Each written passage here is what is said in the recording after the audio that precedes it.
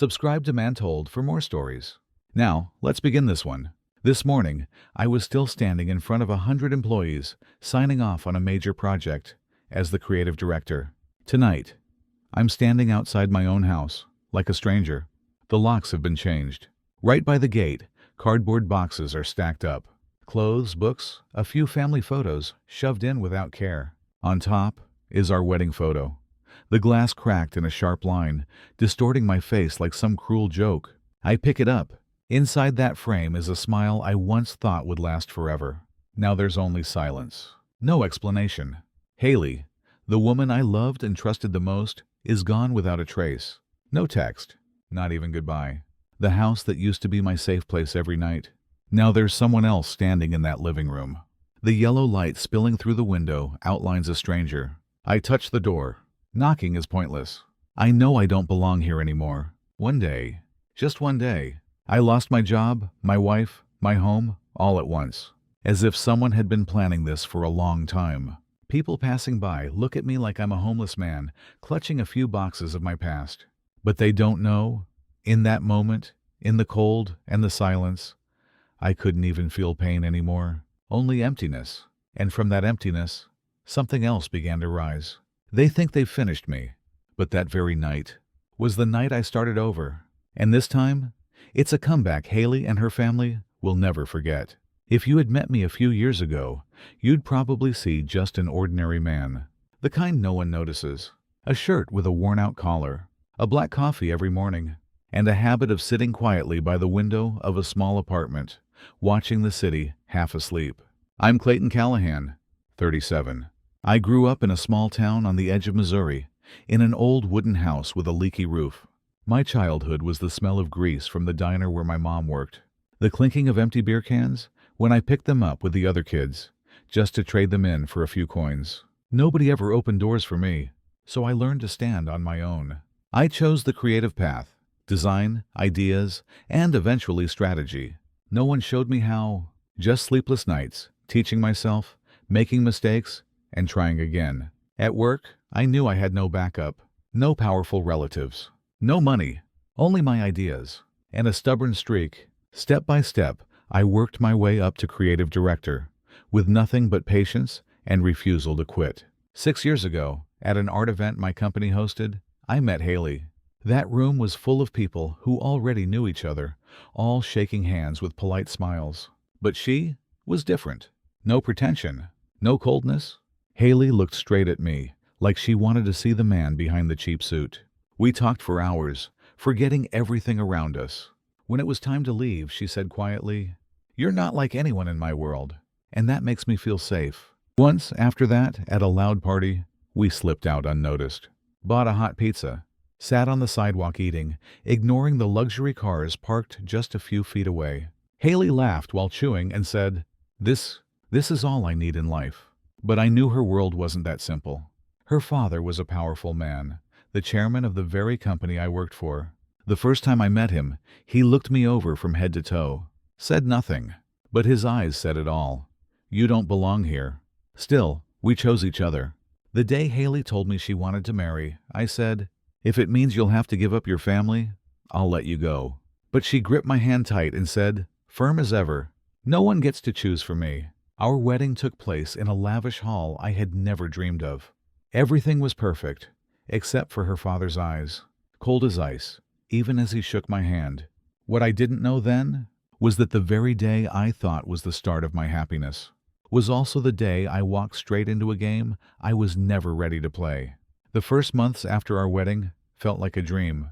The house the company gave us was bigger than anywhere I'd ever lived. But every night, walking in, it felt warm. Haley in my shirt, hair tied up, cooking while humming softly. Sometimes I'd just stand there in the kitchen doorway, forgetting I was hungry, thinking, for the first time in my life, this finally feels like home. We once spent a whole evening repainting an old bookshelf, argued endlessly about whether to hang the wedding photo in the living room or the bedroom. Silly, childish, but happy. I really thought those little things could hold us together forever. But life started to change. At work, my presence was like a thorn. In every meeting, colleagues watched me closely, while my father-in-law stayed silent, just observing. He gave me impossible projects, absurd deadlines, like he was waiting to see if I'd quit on my own. I didn't argue, didn't complain, just kept my head down and worked. I believed results would speak for me. At home, the distance crept in slowly. Haley, the same girl who once loved pizza on the sidewalk, started showing up at more and more fancy parties. At first, she said, "It's just an obligation. I don't even enjoy it." But then those parties became a habit. She met new people, and I started to feel like I no longer belonged in her world. One evening, I brought home a pizza, set it on the table in the backyard, hoping we could sit there like we used to. She just smiled faintly. "You're too easy to please. Sometimes we need something different." The pizza box sat there until the next morning. Cold, just like the space between us, colder every day. Some nights, I sat in the living room, listening to the clock tick, wondering, does the woman I love still want to come home to this place? One night, when I held her hand, she quietly pulled away and said, "I'm tired. Let's talk tomorrow."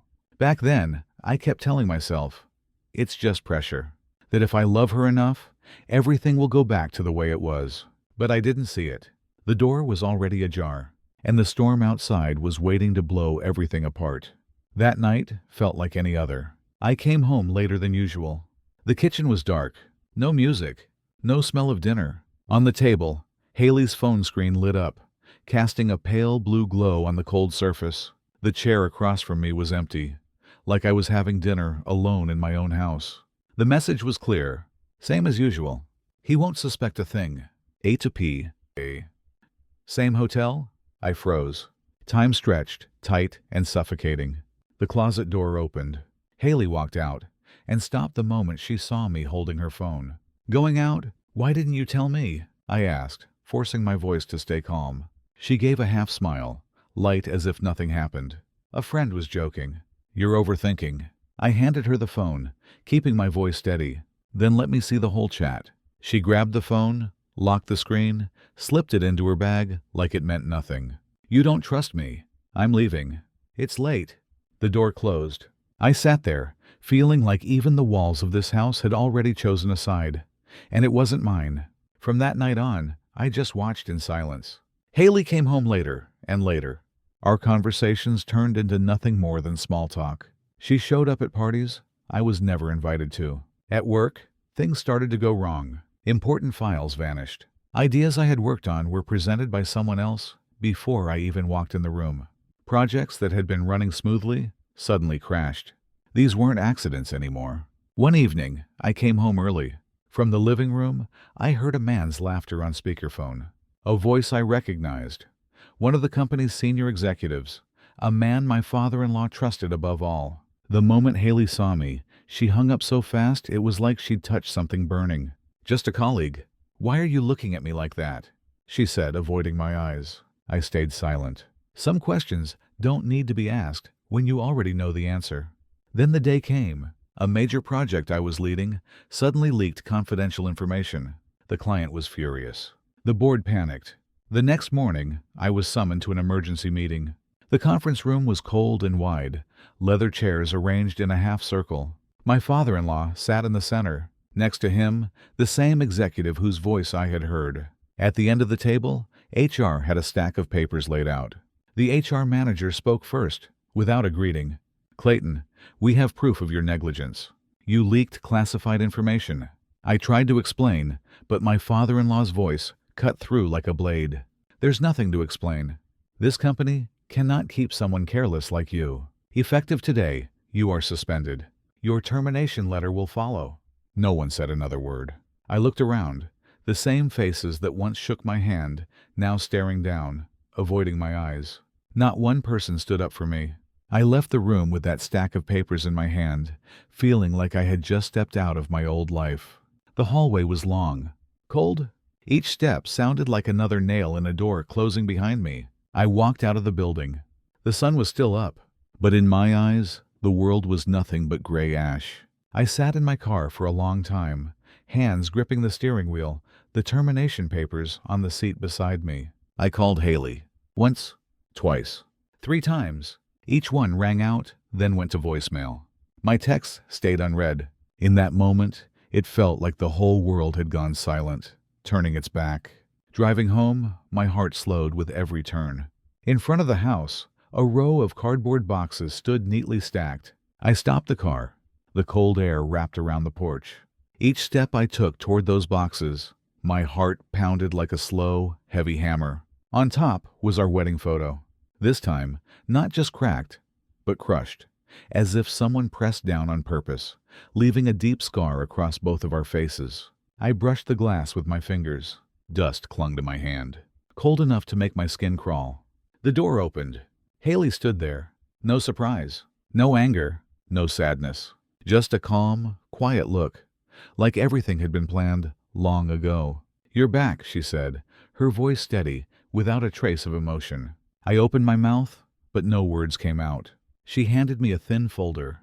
The papers inside were already filled out. "I think it's time we go our separate ways. These are the divorce papers." I flipped through the pages, but the words blurred before my eyes. "This house is owned by the company. You're not part of it anymore, so I've packed your things. Here's the key to a temporary apartment I rented for you. Starting tomorrow, you shouldn't come back here." She placed the key on top of the boxes and slowly stepped back inside. I stood there, holding the frame, my mind heavy with questions I couldn't even ask. One by one, I loaded the boxes into the car. Each lift weighed down my shoulders even more. Behind me, Haley stayed in the doorway, silent. By the time I came back for the last box, the door was already closed.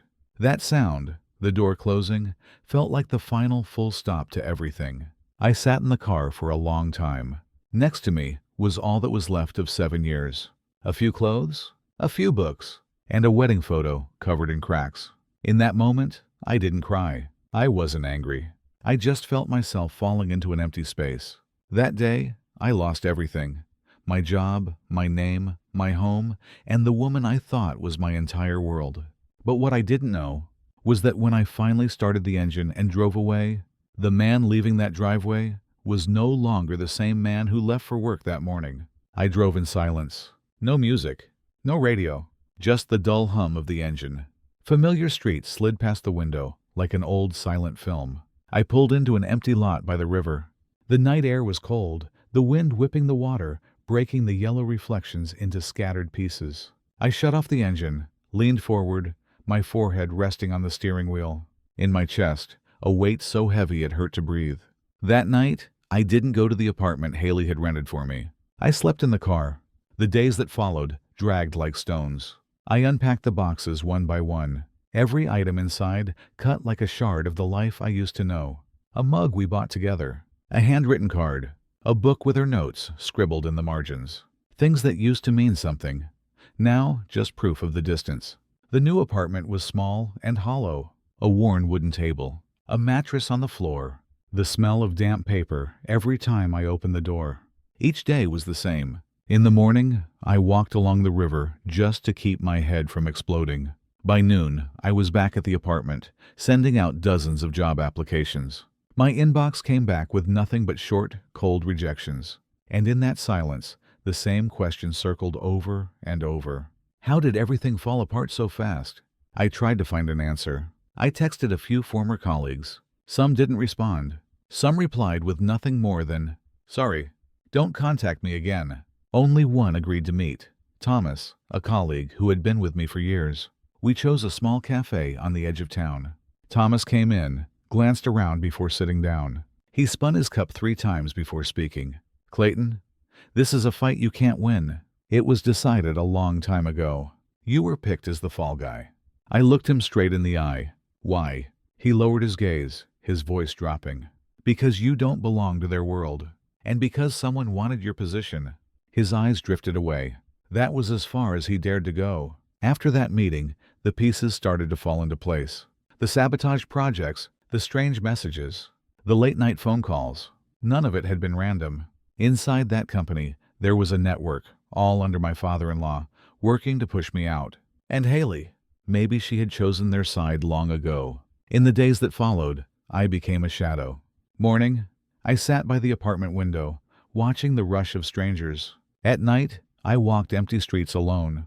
Cars passed by without a glance. One night, I stood in front of a convenience store, a cold can of coffee in my hand, staring up at the sky.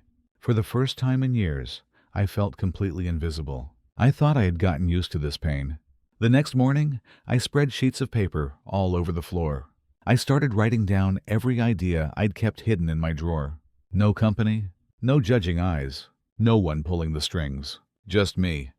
And the things that once made me feel alive. I wasn't thinking about revenge.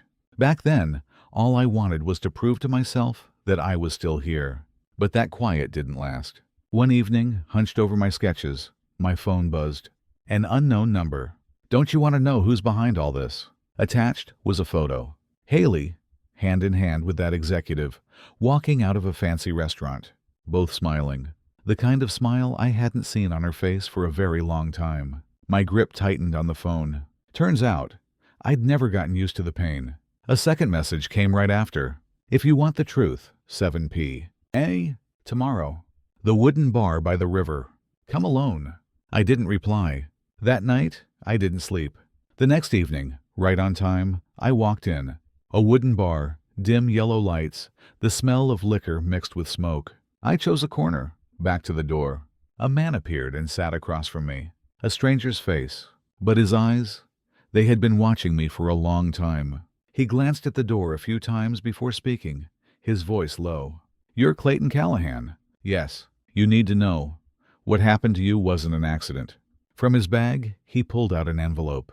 Everything's in here. Emails, photos, notes. Read them, and you'll know who was behind all of it. I opened it. Inside were photos, secret meetings between that executive and my father-in-law, documents with clear signatures, emails plotting how to set me up, frame me, and cut me out. Each photo was a knife. My hands trembled. The rough paper felt as cold as metal. You thought that leak was random, he said. They needed someone to take the fall. And you were perfect. I looked up. Why are you showing me this? He stared straight back. So you know, this wasn't your fault. But listen carefully. Don't try to come back. They will never let you stand up again. Push back, and you'll only burn yourself. He stood up and walked out. I stayed behind, alone. Every time the door opened, a cold wind swept in, rattling the photos in my hands. I folded them and slipped them into my coat. The yellow-lit room spun around me. That night, I walked home. The wind hit me hard in the face, but in my head, there was only one question. What do I do now? In the days after, I shut down everything. No calls, no messages, no social media. I poured everything I had into my sketches. Old ideas dug out, new ones covering every inch of the floor. Sticky notes on the walls, spreading like a web. I ate instant noodles, worked until dawn, slept on the floor, and the more I worked, the clearer it became. I don't want to go back, but I will prove, to them and to myself, that they were wrong. Not by begging, not by revenge, but by standing up on my own, in a way no one can touch. One afternoon, I stood at the apartment window. The city below was still buzzing, and I felt just like the first day I came here, with nothing. Except now, I know exactly where I'm going. I started making plans. Day by day, I learned everything I could. Finance, how to run a small business, new software. I cut every expense, saving the little I had left to buy a powerful computer and a few tools. The tiny apartment turned into a forge. Hour after hour, day after day, I forged myself. And one morning, looking at the designs spread across the floor, I knew I was ready, not to go back, but to start over, from zero. But before I begin, there's one thing left undone. Facing Haley, not to win her back, but to end it. I chose a quiet weekend afternoon to see Haley. No call, no warning. This time, I wanted to look her in the eye, not for answers, but for closure. The house looked exactly the same. The polished porch, the silent gate. But something inside me had changed. This was no longer a place I belonged to. I pressed the doorbell. After a moment, the door opened. Haley stood there. The surprise on her face faded quickly. What are you here for? Her voice was calm. The same calm as the day she handed me those divorce papers. I looked straight at her. I just need 15 minutes. She hesitated, then turned away. Come in. The living room was spotless, staged like a showroom. The wall clock ticked, each second striking into the silence like a hammer. On the table was a new photo. Haley in an evening gown, standing beside people I used to see only in magazines. She sat down. I chose the chair opposite. My hands tightened on my knees. I placed an envelope on the table. She glanced at it, her eyes steady. "What do you want?" "I just need to hear it from you." "What's in here?" I pushed the envelope toward her. "Is it true?" She didn't open it, just looked at me, silent. A long sigh escaped her lips. "It's true. But do you think you're the only one who's been hurt?" I said nothing. "You walked into a world you don't belong to. They marked you from day one. And I had to choose a side to survive." I said softly, "You could have chosen me. You don't get it, Clayton. In that world, love isn't enough." I wanted to believe it was, until I saw what happens to anyone who tries to stand outside.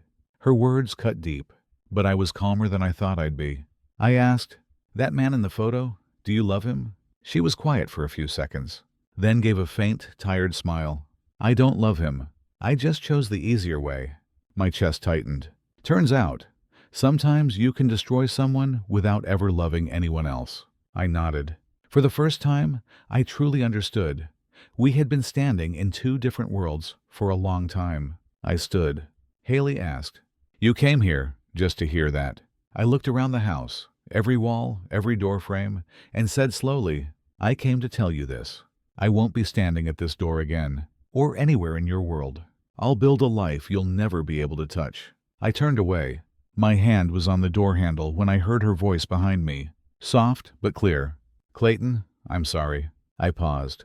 Didn't turn around. Opened the door and stepped out, leaving everything behind. Outside, the sky was heavy with clouds. But for the first time in a long time, my steps felt lighter. A month later, I opened a small company, just a shared room on the third floor of an old building. No sign, no employees, just one wooden desk, one computer, and one man starting over from zero. Sunlight came through dusty windows, falling across new sketches. One afternoon, while I was pinning notes to the wall, my phone buzzed. "Unknown number. You've started over. Good. But do you want to know the one thing you still don't know?" Below it, a single line. "The man who warned you at that bar wasn't helping out of kindness." I read the message again and again. Every word burned into my eyes. That man, the one I thought was a savior, not out of kindness. The phone buzzed again. "If you want to know everything, tomorrow at 8 p.m. The abandoned warehouse by the docks. Come alone." That night, I sat alone in the empty room. Sketches scattered across the floor, but I couldn't see any of them. Only one question pounding in my head. Did I just trade one cage for another? The next evening, I arrived at the docks on time. The warehouse stood still. The salt wind stung my face. Rusty steel sheets groaned in the wind. The heavy door screeched as I pushed it open. Inside, cold and dark. Every step echoed like someone else was following close behind. In the center stood a figure, back turned. I recognized him instantly. He turned, a thin smile under the dim light. "You came. Good." I walked closer, my voice steady. "That message yesterday, was that you? What do you want?" He didn't answer right away. From his coat pocket, he pulled out a folder and placed it on a worn wooden table. "I helped you, but not out of pity. You need to know this.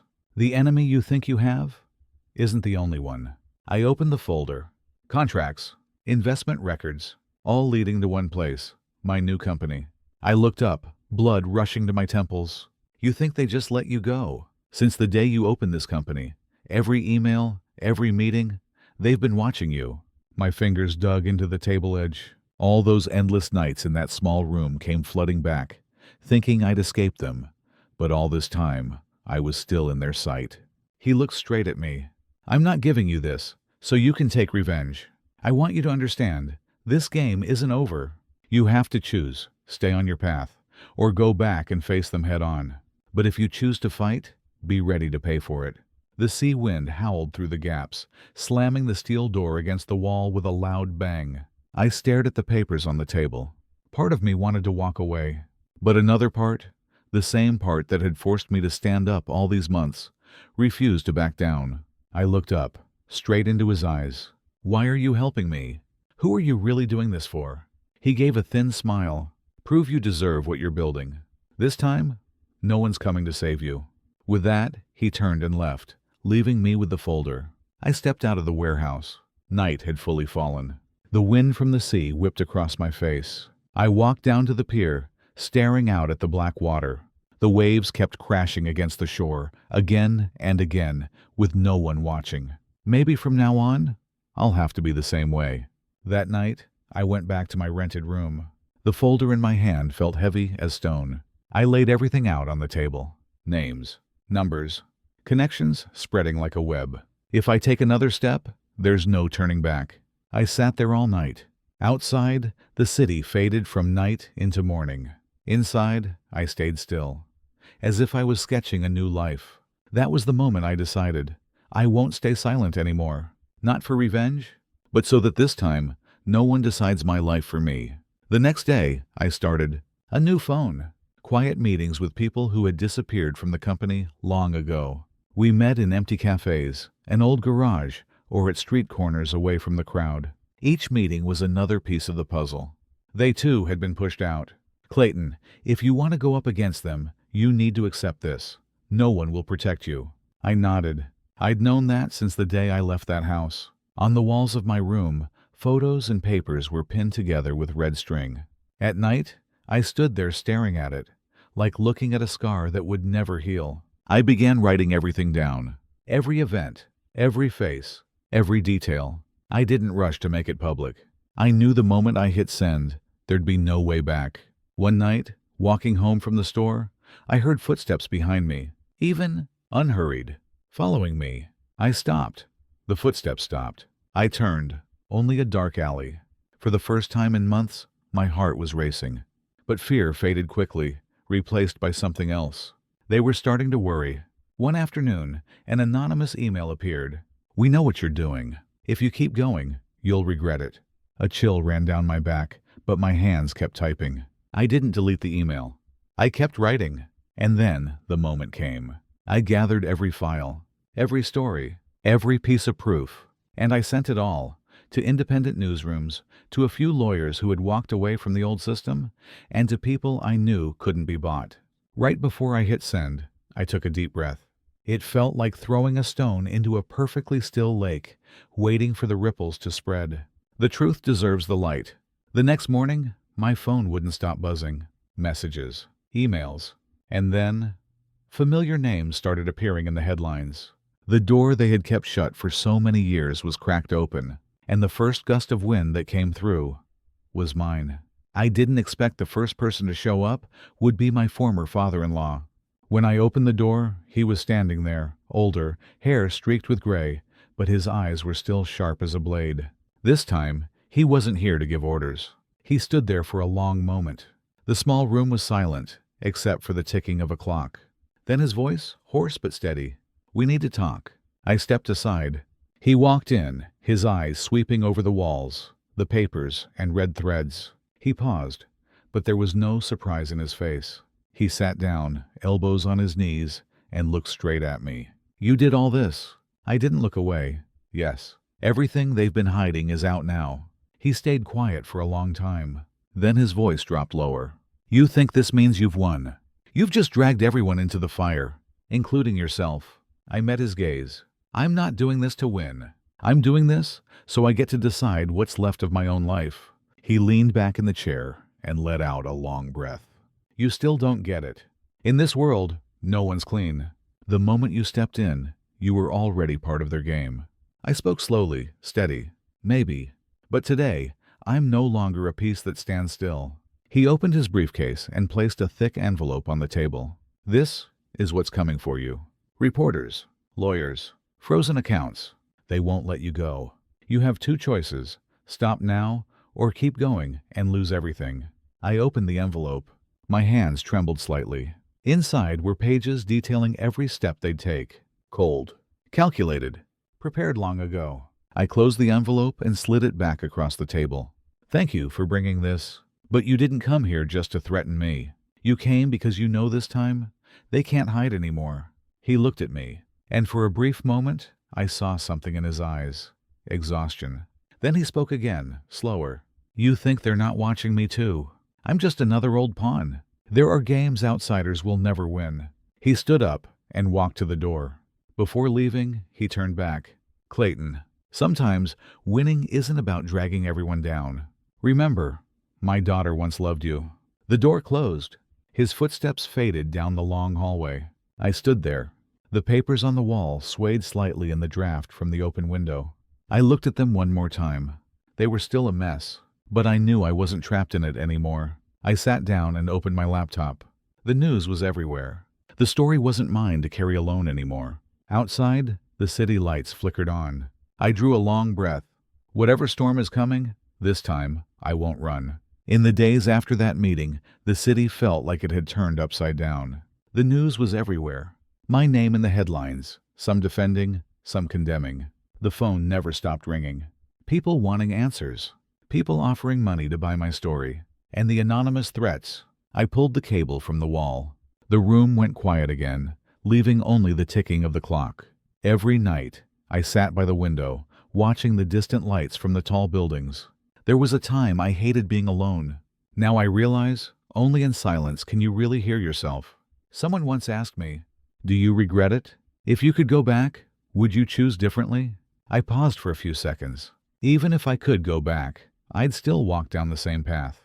Because it's the only thing that taught me how to stand up, even after losing everything. One afternoon, I left the apartment and walked to a small park on the edge of town. Kids were kicking a ball. A few people reading in the grass. The late sun stretched long across the field. For a moment, that peace settled something inside me. I sat on a wooden bench, opened my notebook, and wrote, "Some battles have no winner." But at least I didn't disappear.